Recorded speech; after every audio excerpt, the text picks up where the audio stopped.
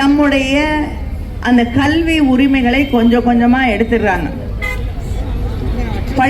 புதிய கல்விக் கொள்கையை கொண்டு வராங்க. அந்த கல்விக் கொள்கைகளை தமிழ்நாட்டை பொறுத்த வரைக்கும் சில கிராமங்கள்ல, மலை கிராமங்கள்ல முக்கியமா மாணவர்கள் ஒரு பள்ளிக்கூடத்தில் அதிகமாக இருக்க மாட்டாங்க. ஒரு முறை ஒரே ஒரு மாணவன் தான் ஒரு பள்ளிக்கூடத்தில் படித்து கொண்டிருந்தான். அந்த பள்ளிக்கூடத்தை மூடிடலாம் அப்படின்னு அதிகாரிகள் எல்லாம் சொன்ன போது அந்த மாணவன், ஒரு மாணவனுக்காக நாங்கள் பள்ளிக்கூடத்தை நடத்துவோம் என்று சொன்ன மண் தான் இந்த தமிழ்நாடு.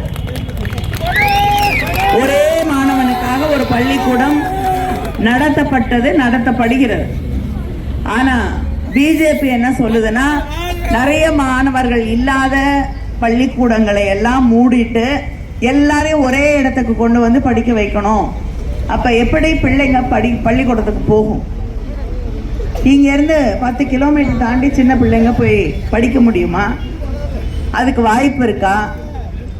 இதை பற்றி எல்லாம் அவர்களுக்கு கவலை இல்லை.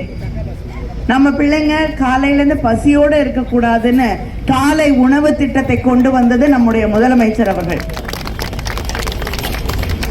ஆனா எத்தனை கிலோமீட்டர் ஆனாலும் போய் படிக்கட்டும், வேணும்னா படிக்கட்டும், இல்லைன்னா பரவாயில்லன்னு நினைக்கக்கூடியது தான் பிஜேபி ஆட்சி. அதே போல நீட் தேர்வுகளை கொண்டு வந்து நம்ம தலைவர் கலைஞர் அவர்கள் நம்ம பிள்ளைங்களுக்காக கட்டிய அரசு மருத்துவக் கல்லூரியில இடம் இல்லை அப்படிங்கிற ஒரு நிலைமையை உருவாக்கிட்டாங்க. இப்போ புதிய கல்விக் கொள்கை பிஜேபி ஆட்சியில வந்ததுன்னா அந்த கல்விக் கொள்கையில பிஎஸ்சி படித்தாலும் நுழைவுத் தேர்வு, பிஏ படித்தாலும் நுழைவுத் தேர்வு, பிகாம் படித்தாலும் நுழைவுத் தேர்வு, என்ஜினியரிங் படித்தாலும் நுழைவுத் தேர்வு, அதுவும் வேற பாடத்திட்டத்தில் வைப்பாங்க தேர்வு. இப்போ நம்ம பிள்ளைங்க கல்லூரியில் போய் எப்படி படிக்கும்? ஒரு தலைமுறைக்கே கல்வி என்பது இல்லாத, உயர்கல்வி என்பது இல்லாத ஒரு சூழலை அது உருவாக்கும். இன்னைக்கு இந்தியாவிலேயே அதிகமாக பட்டதாரிகள் இருக்கக்கூடிய மாநிலத்திலே முதன்மையாக இருக்கக்கூடிய மாநிலங்களில் தமிழ்நாடு இருக்கிறது. 30-40 வருஷத்துக்கு அப்புறம் பிஜேபி 50% இந்த நாட்டில் உயர்கல்வி படித்தவர்கள் இருப்பார்கள் அப்படின்னு கனவு காணக்கூடிய ஒரு நிலையிலே அதை சாதித்து 10-15 வருஷத்துக்கு முன்னாடி சாதித்து காட்டியது திராவிட முன்னேற்ற கழக ஆட்சி.